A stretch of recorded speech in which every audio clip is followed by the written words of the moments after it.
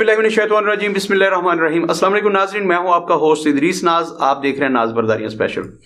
मोहतरम नाज़रीन, मुल्क में जैसे कि मैं पहले भी अर्ज़ कर चुका हूं कि इंतखाबात जो हैं 8 फरवरी पत्थर पर लकीर, 8 फरवरी को इंतखाबात होने जा रहे हैं। सुप्रीम कोर्ट का ये हतमी फैसला है। सुप्रीम कोर्ट ऑफ पाकिस्तान के चीफ जस्टिस कह चुके हैं कि ये मेरा कहना, अदालत का कहना पत्थर पर लकीर है कि 8 फरवरी से 9 फरवरी भी नहीं हो सकती। उन्होंने फरमाया कि जो ये कहेगा कि 8 फरवरी को इंतखाबात नहीं हो रहे, वो तौहीन अदालत का मुर्तकिब होगा, उसे अदालत में बुला लिया जाएगा। 8 फरवरी को इंतखाबात होने जा रहे हैं, लेकिन फ़िज़ा कुछ ऐसी है कि कुछ हलकों की तरफ से ये कहा जा रहा है कि ये पुरअमन इंतखाबात नहीं होंगे। सिक्योरिटी अलर्ट्स हैं। इस्लामाबाद की 3 यूनिवर्सिटीज़ को बंद कर दिया गया है, वहाँ थ्रेट्स थे। पुरअमन कैसे हो सकते हैं जब आपके मुल्क में थ्रेट्स हो? बहुत सारी जगहों पर मुख्तलिफ वाक़यात हुए हैं दहशत गर्दी के।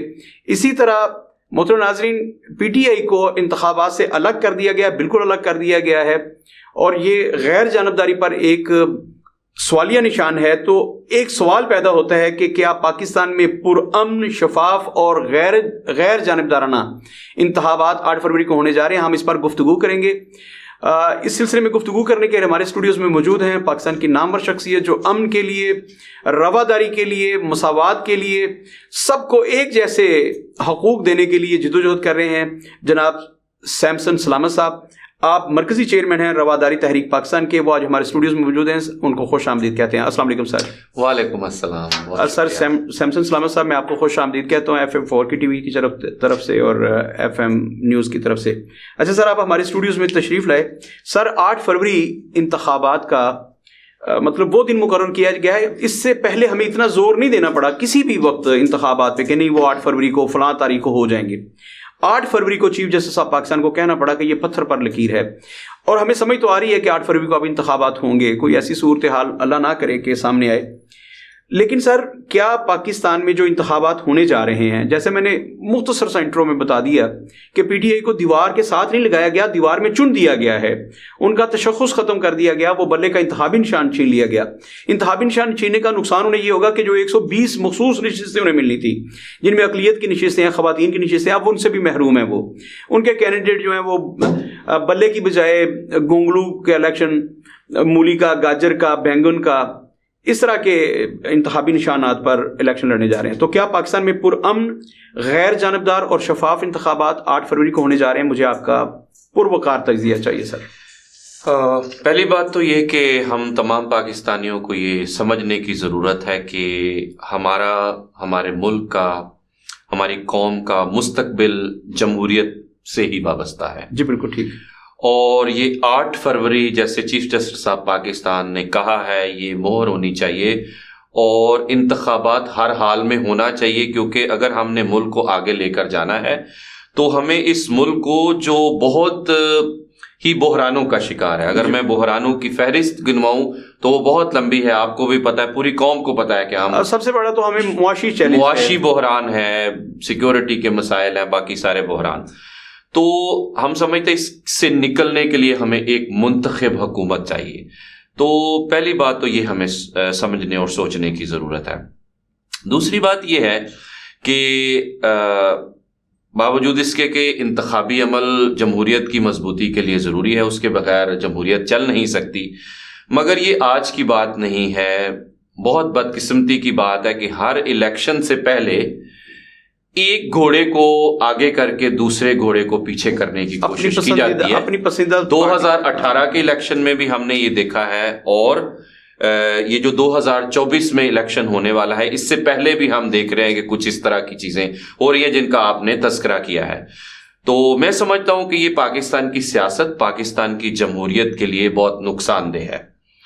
इसमें सबसे जो अहम बात है, जो याद रखने वाली है, वो ये कि इस रियासत की खुशकिस्मती है, और वो खुशकिस्मती क्या है कि हमारे पास 1973 का आइन है। जी बिल्कुल ठीक। 1973 का आइन ये डिफाइन करता है कि किस इदारे की क्या जिम्मेदारी है, लेकिन मसला ये है कि जब इदारे अपनी अपनी आईनी हदूद से तजावुज करते हैं, दूसरे का रोल अपने रोल में जम करते हैं, तो वहां पर मसाइल जो है वो पैदा होते हैं। और ये हमारे मुल्क की को पिछले 30-35 साल की कम अज कम तारीख जो है वो हमें ये बताती है कि अपनी मर्जी की हुकूमत जो है वो लाने की कोशिश की जाती है। मैं बहुत वाशगाफ अल्फाज में ये कहना चाहता हूँ कि 2018 کہ الیکشن سے پہلے ایک ایسا ماحول بنایا گیا جس میں پاکستان مسلم لیگ نون کو نواز شریف صاحب کو باہر کیا گیا، اور ابھی جو ہے ہم دیکھ رہے ہیں صاحب بات کر رہا ہوں، وہاں نواز شریف صاحب کو صرف باہر کیا تھا، -1 فارمولا تھا۔ اس میں ہم ایک سٹیپ آگے چلے گئے، بہت سارے اس میں ایک، اور مجھے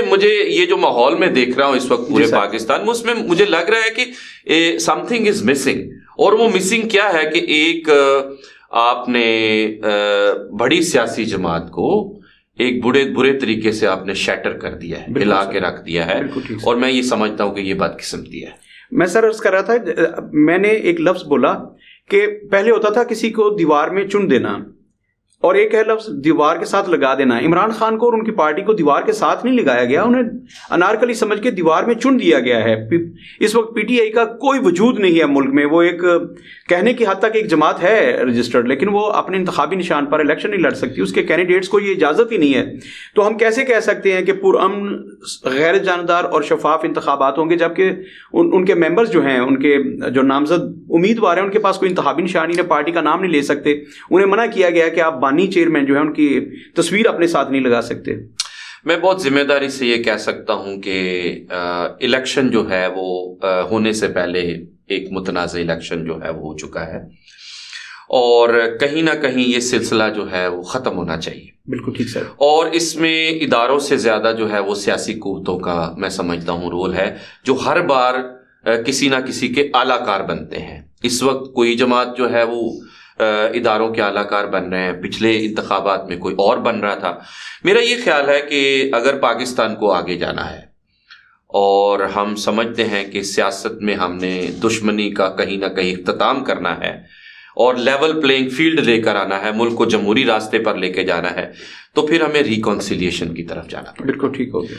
سیاسی جماعتوں کو، خواہ وہ پاکستان تحریک انصاف ہے، پی ایم ایل این ہے، پیپلز پارٹی ہے، باقی سیاست دانوں کو ایک مساق جمہوریت میں سمجھتا ہوں کرنے کی ضرورت ہے، ایک گرینڈ ڈائلاگ کی ضرورت ہے، بالکل ٹھیک ہو، جس میں کچھ جو منیمم جو اصول ہیں، جو ویلیوز ہیں، ان پہ اتفاق رائے کر لینا چاہیے۔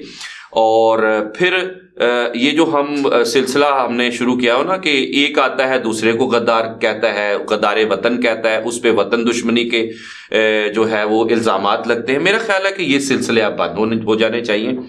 اس ملک کی ساری جماعتیں جو ہیں وہ محب وطن ہیں، میں تو کسی کو بھی غدار کہنے قرار دینے کے حق میں نہیں ہوں۔ ٹھیک ہے۔ تو یہ جو مفاہمت ہے یہ سیاسی جماعتوں کے اندر جب تک نہیں ہوگی، تب تک جو تیسری قوت ہے وہ فائدہ اٹھاتی رہے گی، اور یہ ہم مسلسل دیکھ رہے ہیں کہ اس طرح سے ہوا۔ اچھا سر، ملک میں امن قائم کرنے کے لیے سب سے بڑی چیز جو ہوتی ہے، جو میجر رول پلے کرتی ہے، پوری انسانی ہسٹری ہم نے گھنگال کے دیکھی ہے، وہ رواداری ہوتی ہے۔ جب رواداری معاشرے میں ہو تو پھر امن بھی ہوتا ہے، وہاں پر ترقی بھی ہوتی ہے، سب کچھ ہوتا ہے۔ آپ رواداری کے لیے کام کریں، آپ کی تو تحریک جو ہے اس کا نام ہی رواداری تحریک پاکستان ہے، آپ اس کے مرکزی چیئرمین ہیں۔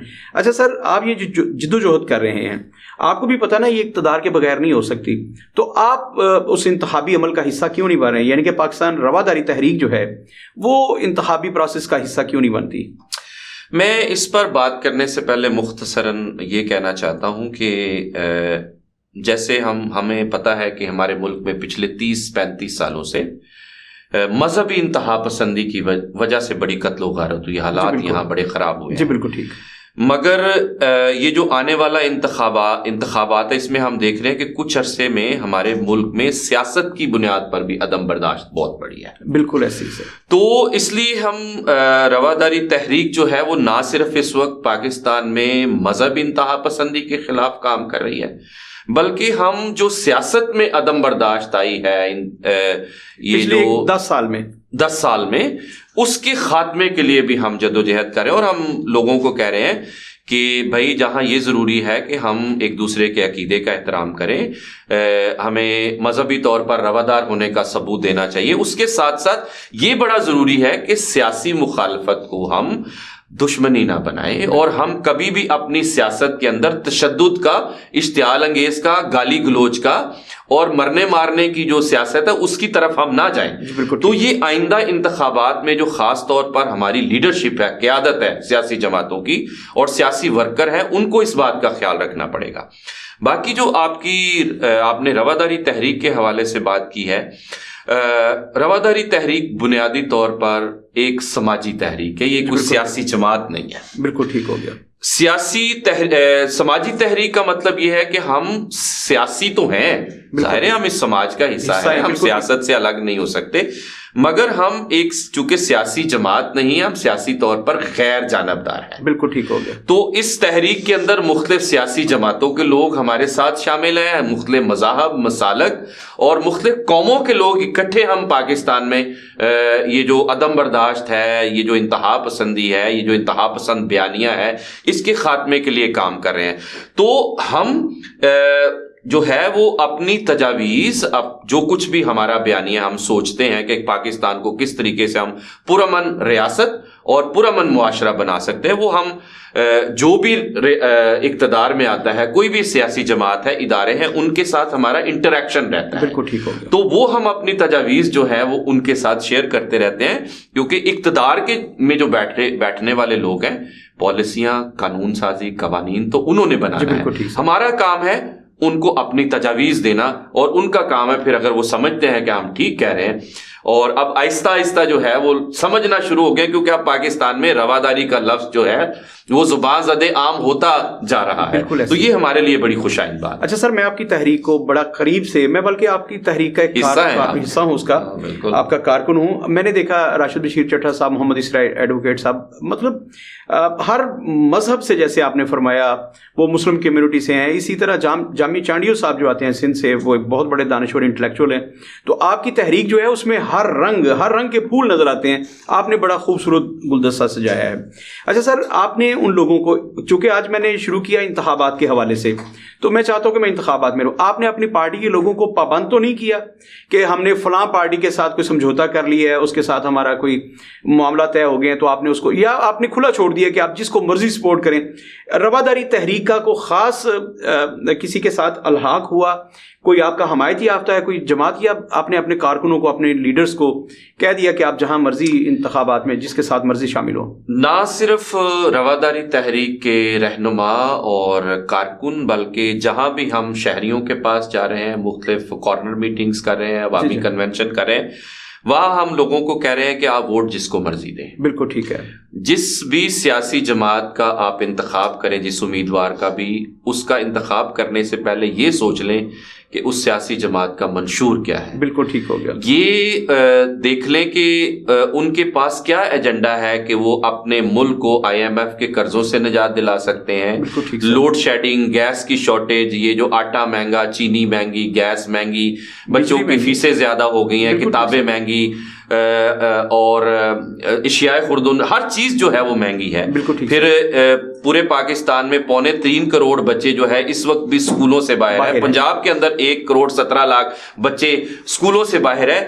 یہ سوال پوچھیں اس امیدوار کا، اس سیاسی جماعت کا، اچھے سے جائزہ لیں۔ بریانی کے ڈبے، قیمے والا نان، راشن کا توڑا، آٹے کے توڑے پر ووٹ نہ دیں، بالکل ٹھیک، بلکہ آپ سوچ سمجھ کر ووٹ دیں، تاکہ کل کو آپ کسی سے سوال کر سکیں کہ بھی ہم نے آپ کو ووٹ دیا تھا، آپ نے ہمارے مسائل کا حل کرنے کے لیے جو ہے وہ کیا اقدامات آپ نے اور آپ کی پارٹی سے نے اٹھائے ہیں۔ تو ہم سیاسی طور پر لوگوں کو شعور دینے کی کوشش کر رہے ہیں اس حد تک کہ لوگ سوچ سمجھ کر فیصلہ دیں، لیکن ہم ہرگز یہ کبھی نہیں کہتے کہ آپ نے کس سیاسی جماعت کو یا امیدوار کو ووٹ دینا ہے، یہ لوگوں کا فیصلہ ہے، آزاد مرضی سے جس کو۔ اچھا سر، آج آپ نے ایک بہت بڑا سیمینار کیا، ہر چند کی آپ کہہ رہے ہیں کہ آپ کی جماعت جو ہے وہ سیاست سے بالکل الگ تھلگ ہے، لیکن آپ سیاست کا حصہ بھی۔ آج آپ نے بہت بڑا سیمینار کیا اور اسی موضوع پر آپ نے سیمینار کیا، اس لیے تو میں نے آپ کو زحمت دی اپنے اسٹوڈیو میں۔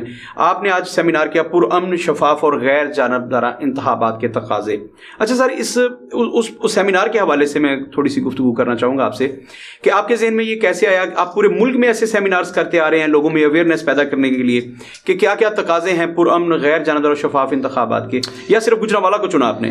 نہیں، یہ صرف گجرانوالہ میں نہیں بلکہ پچھلے کچھ عرصے میں ہم نے پاکستان کے دیگر علاقوں، شہروں میں بھی اس طرح کے سیمینارز، عوامی کنونشنز کیے ہیں، اور ہم چونکہ عوامی تحریک ہے، ہم لوگوں سے بات کرتے ہیں۔ ہم سمجھتے ہیں کہ جہاں پاکستان بلکہ دنیا بھر میں جمہوریت کو مضبوط کرنے کے لیے سیاسی جماعتوں کا ایک رول ہے اور باقی جو سٹیک ہولڈرز ہیں ان کا رول ہے.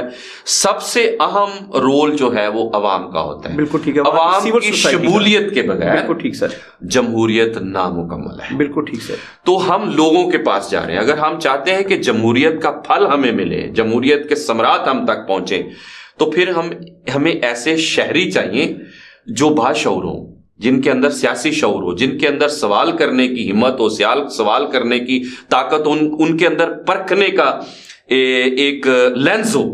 تو ہم لوگوں میں جا رہے ہیں. ہم یہ لوگوں کو سوالات جو ہیں وہ دے رہے ہیں کہ جب آپ کے پاس کوئی ووٹ لینے آئے, کوئی سیاسی جماعت ہو, کوئی امیدوار ہو, تو آپ نے سوال کیا کرنا ہے.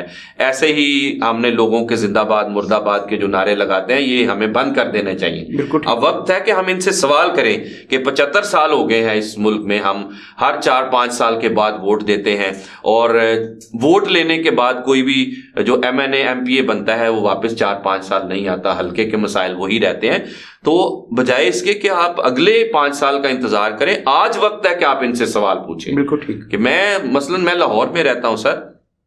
لاہور پچھلے 2 مہینے کے اعداد و شمار اٹھا کر دیکھیں, لاہور دنیا کا آلودہ ترین شہر ہے. بالکل. کوڑے کے ڈھیر ہیں, گٹروں میں سے پانی نکلتا ہے, آلودگی اتنی زیادہ ہے کہ سانس لینا جو ہے وہ مشکل ہے. پینے کا صاف پانی دستیاب ہی نہیں ہے. تو یہی صورتحال صرف لاہور کی نہیں ہے, باقی شہروں کی بھی یہی صورتحال ہے. بالکل ٹھیک. تو یہ وہ سوالات ہیں جو آج ہمیں پوچھنے ہیں ان سے.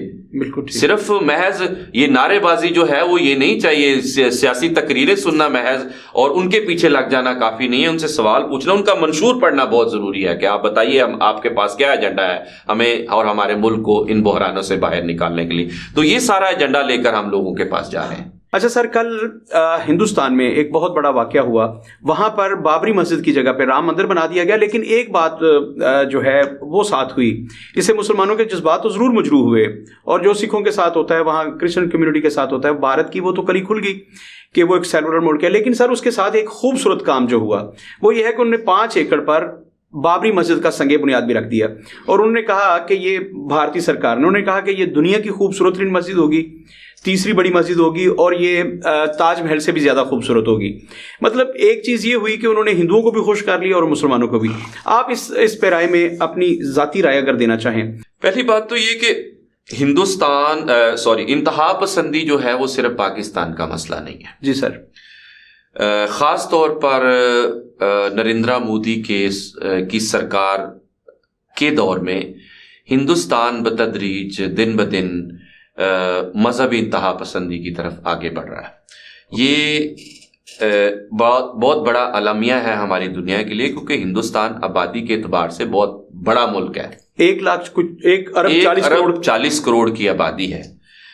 تو پہلے تو یہ ہمیں اس بات پہ بڑی تشویش ہے کہ ایسے لوگ اقتدار میں آ رہے ہیں جو مذہبی طور پر انتہا پسند ہیں, اور مودی ان میں شامل ہے.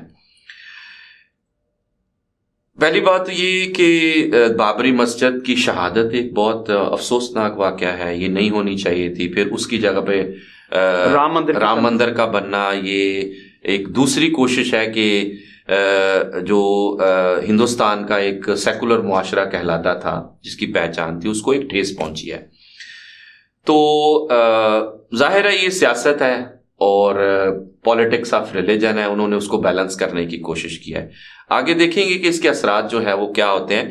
لیکن یہ مسجد ختم کرنا, مندر بنانا, یہ کوئی اچھی حرکت نہیں ہے. اس طرح کی چیزیں نہیں ہونی چاہیے. اچھا سر, پاکستان میں یہاں جو اقلیتیں ہیں ان کو جو حقوق دیے گئے ہیں, آپ ان سے بالکل مطمئن ہیں کہ پاکستان کے آئین کے مطابق جو حقوق دیے گئے ہیں تمام اقلیتوں کو, اور میں تو اقلیت نہیں کہتا, وہ سارے پاکستانی ہیں, مطلب یہ لفظ مجھے استعمال ہی نہیں کرنا چاہیے تھا, ہمارے یہاں معاشرے میں استعمال ہوتا ہے. ہم سارے برابری کی سطح پر پاکستانی ہیں. آپ کے پاس بھی وہی پاسپورٹ ہے, شناختی کارڈ ہے جو میرے پاس ہے, تو کوئی اقلیت نہیں, ہم سارے شہری ہیں. تو آپ کیا سمجھتے ہیں کہ پاکستان میں جب ہم نے بھارت پر تنقید کی ہے کہ وہاں اقلیتوں کے ساتھ ناروا سلوک کیا جاتا ہے, تو آپ پاکستان میں جو اقلیتیں ہیں ان کو جو حقوق دیے گئے ہیں آپ مطمئن ہیں کہ وہ بالکل ٹھیک ہیں اور ان کا پورا تحفظ ہو رہا ہے یہاں پر؟ دیکھیے پہلی بات تو یہ کہ ہمیں اپنے حالات کو خاص طور پر اقلیتوں کے پیرائے میں کبھی بھی ہندوستان کے ساتھ ہمیں کمپیئر نہیں کرنا چاہیے. اوکے. جو ہندوستان میں غلط ہو رہا ہے وہ غلط ہے، اس کو کسی طور جسٹیفائی نہیں کیا جا سکتا، لیکن جو میرے ملک میں غلط ہو رہا ہے میں اس کو بھی کبھی جسٹیفائی نہیں کروں گا. بالکل ٹھیک. میں سمجھتا ہوں کہ یہاں جو لوگ یہ سمجھتے ہیں کہ پاکستان میں اقلیتوں کو برابر کے حقوق مل رہے ہیں، یہ صحیح نہیں ہے. یہاں تو ہمارے جو اکثریت میں لوگ رہتے ہیں، ہمارے مسلمان بہن بھائی، ان کو بھی حقوق نہیں مل رہے. اقلیت تو دور کی بات ہے. بالکل ٹھیک. رہی آئین کی بات، تو آئین جو ہے بدقسمتی سے وہ پاکستان کی اقلیت اور اکثریت کی تقسیم آئین نے کی ہے. آئین کے اندر وہ شہری جو مسلمان ہے اور وہ شہری جو مسلمان نہیں ہے وہ برابر کے شہری نہیں ہے. یہ تقسیم جو ہے وہ آئین نے پیدا کی ہے، جس کی وجہ سے آگے سوسائٹی میں مسائل جو ہیں وہ پیدا ہوئے ہیں. مذہبی تعصب، مذہبی انتہا پسندی جیسے ہی پاکستان میں بڑھی ہے، اس کے نتائج جو ہے وہ ہم دیکھ رہے ہیں، وہ ہم نے جڑاوالا کی صورت میں دیکھے ہیں. بالکل ٹھیک. تو وہ جو جڑاوالا میں جو کچھ لوگ کر رہے تھے، وہ یہ وہی لوگ ہیں جو وہاں کے مسیحیوں کو انہوں نے کمزور سمجھا. بالکل ٹھیک. اور کمزور سمجھ کر ٹارگٹ کیا ہے. بالکل ٹھیک. تو یہ انفارچونیٹ ہے. ہیونگ سیڈ دیٹ، میں یہ نہیں کہہ رہا کہ تمام پاکستانی جو ہیں وہ انتہا پسند ہیں. یہاں میجورٹی جو ہے وہ ایسی ہے جو اقلیتوں کے ساتھ اچھا سر انہوں نے کنڈم کیا، میجورٹی نے کنڈم کیا، اچھا سلوک کرتے ہیں، لیکن انتہا پسند بھی یہیں پر رہتے ہیں جو اس طرح کی حرکتیں کرتے ہیں جس سے اقلیتوں میں عدم تحفظ کا احساس بڑھتا ہے اور دنیا میں ہماری بدنامی ہوتی ہے. یہ نہیں ہونا چاہیے. اچھا سر، یہ جو رواداری تحریک ہے، ایک کویسچن ہے، کیا آپ سمجھتے ہیں کہ آپ کی تحریک جو ہے ایک وقت ایسا آئے گا، وہ 10 سال بعد آئے، وہ 15 سال بعد آئے، کیا ایسا ممکن ہے کہ پاکستان میں بالکل رواداری ہوگی، تمام کو منصفانہ طور پر وسائل یکساں طور پر مہیا کیا جائیں گے، سب کے لیے ایک جیسا تعلیمی نظام ہوگا، سب کو صحت کے مساویانہ حقوق ہیں، یعنی کہ رواداری تحریک کیا ایسی فضا قائم کر پائے گی پاکستان میں کبھی بھی؟ انشاءاللہ ہم ایسا سوچتے ہیں کہ ہم سب کی کوششوں سے، اور ہم اپنے لوگوں پر یقین رکھتے ہیں. بالکل ٹھیک. عمومی طور پر ہم سمجھتے ہیں کہ ہمارے لوگ اچھے ہیں، ان میں انتہا پسندانہ سوچ نہیں ہے. یہ دھرتی بابا بلے شاہ، بابا فرید، بابا گرو نانک، شاہ لطیف کی دھرتی ہے، اور یہ وہ لوگ ہیں جنہوں نے مذہبی رواداری اور انسان دوستی کا پیغام دیا. ہم ان کے فالوور ہیں. بالکل ٹھیک سر. تو جب معاشرہ اتنے بگاڑ تک پہنچ جائے کہ انتہا پسندی جو ہے وہ اتنی زیادہ ہو جائے تو اس کو ایک دم سے ریورس نہیں کیا جا سکتا. بالکل ٹھیک سر. سماج میں تبدیلی ارتقائی عمل سے آتی ہے، کیونکہ سماج میں انسان بستے ہیں نا، تو ہم نے انسانوں کو بدلنا ہے، تو اس پہ وقت لگے گا. ہم سب پاکستانیوں کو اس پہ اپنا ایک کنٹریبیوشن دینا پڑے گا. رواداری تحریک اپنے طور پر ایک چھوٹا سا کنٹریبیوشن دے رہی ہے. ہم لوگوں کو جن کا تعلق مختلف مذاہب سے ہے، مختلف مسالک سے ہے، مختلف قوموں کے لوگ، مختلف مکتبہ فکر کے لوگ ہمارے ساتھ جڑے ہیں، اور ہم کیا رہے ہیں کہ جب ہم اپنا ہمسایہ نہیں بدل سکتے، بالکل ٹھیک سے، تو ہماری چوائس یہ ہونی چاہیے کہ ہم اس ہمسائے کے ساتھ جو ہے وہ حسن سلوک سے رہیں، بالکل ٹھیک، مذہبی رواداری سے رہیں، بالکل ٹھیک، اور ایک دوسرے کے احترام کا جو رشتہ ہے وہ. اور ہمسائے کا مطلب یہ نہیں ہے کہ وہ ہمسایہ کون ہے. ہمسایہ کوئی بھی ہو سکتا ہے، وہ کسی بھی مذہب، کسی بھی رنگ، کسی بھی نسل کا ہو سکتا ہے. تو یہ اگر ہم سوچ کر آگے بڑھیں گے تو ٹائم لگے گا، وقت لگے گا، لیکن مجھے امید ہے کہ ایک دن پاکستانی معاشرہ جو ہے وہ ایسا معاشرہ ہوگا جہاں سب کو برابری کی بنیاد پر عزت ملے گی، رسپیکٹ ملے گی، مذہبی رواداری ہوگی، اور ایک پرامن معاشرہ بنے گا. اچھا سر، میں آپ کی شخصیت سے بہت انسپائر ہوں. آپ کی گفتگو جو ہوتی ہے جی چاہتا ہے کہ گھنٹوں آپ کو سنتے رہیں. بہت خوبصورت وچار ہیں آپ کے، خیالات بہت عمدہ ہیں، نتھری ہوئی سوچ ہے. اچھا سر، آخر میں آپ FM4 کے ٹی وی کی وساطت سے پوری قوم کو کیا پیغام دینا چاہیں گے؟ میں سب سے پہلے تو FM4 ٹی وی کا میں شکر گزار ہوں کہ آج آپ نے مجھے وقت دیا ہے کہ میں اپنے وچار اپنے لوگوں کے ساتھ شیئر کر سکوں. میرا پیغام پورے پاکستان بلکہ پوری دنیا کے لوگوں کے لیے محبت کا پیغام ہے. سب سے پہلے میرا پیغام ہے محبت جہاں تک پہنچے، کیونکہ رواداری تحریک محبتوں کی تحریک ہے، اور یہ ایک پل ہے جو مختلف لوگوں کے درمیان ہم نے باندھا ہوا ہے. پاکستان اس وقت مشکلات سے دوچار ہے. جی سر. لیکن مشکلات ہونے کا مطلب یہ نہیں ہے کہ ہم مایوس ہو جائیں، ہم گھبرائیں. ہمیں مایوس نہیں ہونا بلکہ یہ سوچنا ہے کہ ہم نے اپنے ملک اور سماج کو ان مشکلات سے، ان مسائل سے باہر کیسے نکالنا ہے. کوئی باہر سے آ کے ہمارے مسئلے حل نہیں کرے گا. بالکل ٹھیک ہوگا. یہ اس ملک کے مسئلے اس ملک کے اداروں، اس ملک کی سیاسی جماعتوں، اس ملک کی سول سوسائٹی اور اس ملک کے عوام نے حل کرنے ہیں. لیکن ہر کسی کو اپنا اپنا کنٹریبیوشن دینا ہے. جب جنگی حالات ہوتے ہیں نا تو پھر ہر بسنے والا شہری جو ہے وہ فوجی ہوتا ہے. بالکل ٹھیک. اسی طرح سے ہر کسی کو یہ سوچنا ہے کہ میں نے کوئی غلط کام نہیں کرنا.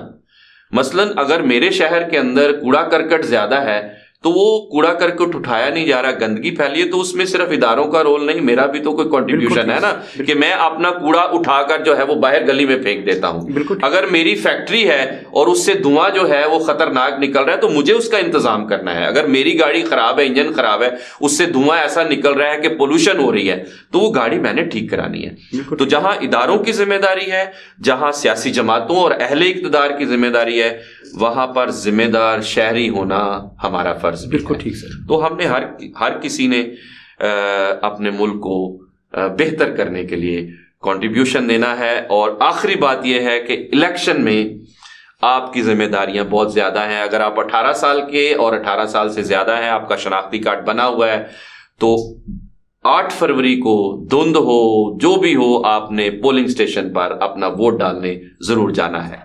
بہت شکریہ سر بہت شکریہ. محترم ناظرین، آپ نے سیمسن سلامت صاحب کی گفتگو سنی. کنفیوشس کا ایک قول ہے. کنفیوشس نے کہا تھا کہ اندھیرے کو کوسنے سے بہتر ہے کہ اپنے حصے کا دیا جلایا جائے، اپنے حصے کی شمع روشن کی جائے. فراز نے اس شعر کو ایسے باندھا تھا کہ شکوائے ظلمت شب سے تو کہیں بہتر تھا اپنے حصے کی کوئی شمع جلاتے جاتے. سیمسن سلامت صاحب ان لوگوں میں سے ہیں جو اندھیرے کو کوسنے کے بجائے اپنے حصے کی شمع روشن کرنے پر ایمان رکھتے ہیں، یقین رکھتے ہیں. انہوں نے اپنے حصے کی شمع روشن کی ہے تحریک رواداری کی صورت میں. میں سمجھتا ہوں کہ اگر آپ از خود سے کوئی ڈیسیژن نہیں لے سکتے تو ضروری ہے کہ ان لوگوں کا ساتھ دیں جنہوں نے ڈیسیژن لے لیا ہے اور ایک سمت کا تعین کر کے اس سمت چل نکلے ہیں. بہت سارے لوگ ہوتے ہیں اپنے تئیں کو فیصلہ نہیں کر پاتے. تو سیمسن سلامت صاحب کی قیادت میں ایک ایسا معاشرہ تشکیل دینے کا سفر جاری ہے جہاں رواداری ہو، مساوات ہو، سب کو ایک جیسے وسائل میسر ہوں اور وہ اپنے مسائل کے ساتھ نبرد آزما ہوں ایک جیسے وسائل کے ساتھ. آپ نے بہت سارا خیال رکھیے گا، ان لوگوں کا ساتھ دیجیے جو اندھیرے کو ختم کرنے کے لیے اپنے حصے کا دیا جلائے ہوئے اپنی ہتھیلی پر رکھے ہوئے اور آندھیوں سے لڑ رہے ہیں. ان لوگوں کا ساتھ دینا بہت بڑی نیکی ہے. اللہ کرے کہ پاکستان قیامت تک سلامت رہے، لیکن یہ پاکستان نہیں، وہ پاکستان جو خوشحال پاکستان ہو، ایسا پاکستان جہاں سارے شہری جو ہیں ایک جیسا محسوس کریں، انہیں یقین ہو کہ ماں ہے دھرتی اور دھرتی سب کے لیے ایک جیسی ماں ہے. اپنا بہت سارا خیال رکھیے گا. پاکستان زندہ باد.